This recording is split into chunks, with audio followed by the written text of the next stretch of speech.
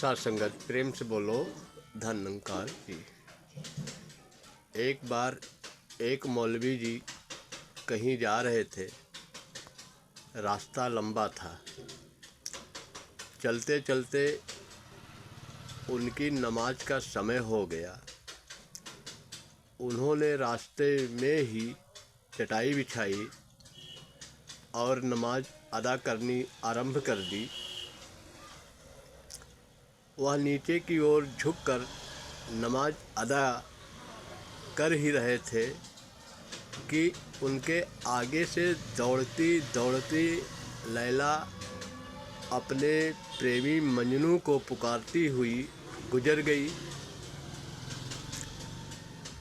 मौलवी साहब को इस लड़की की इस हरकत पर बहुत गुस्सा आया। नमाज के पश्चात उन्होंने लड़की को बुलावा भेजा। उस पर दोष लगाया गया कि उसने मौलवी जी की नमाज भंग की है। जब लैला को अपनी सफाई में कुछ कहने को कहा गया तो उसने कहा, मौलवी साहब, मैं अपने प्रेमी मजनू की तलाश में खोई हुई थी। मेरी आँखों के सामने सिवाय मजनू के कुछ न था। यही कारण है कि मैंने आपको नमाज पढ़ते नहीं देखा।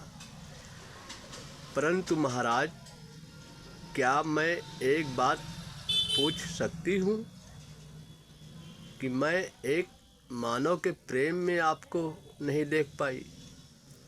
आप तो अल्लाह के प्रेमी हैं। उसकी इबादत करते समय आपने मुझे कैसे देख लिया?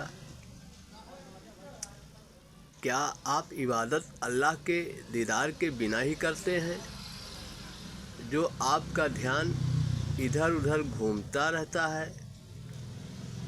यह उत्तर सुनकर मौलवी जी ने शर्म से सिर नीचा कर लिया और लैला को सम्मान सहित वापस भेज दिया। सत्य है, जिन प्रेम कियो तिन ही प्रभु पायो। प्रेम कोई कल्पना नहीं। अपने प्रीतम को जानने के पश्चात उसमें अपने अस्तित्व को खोकर उसी का रूप बन जाने का नाम है।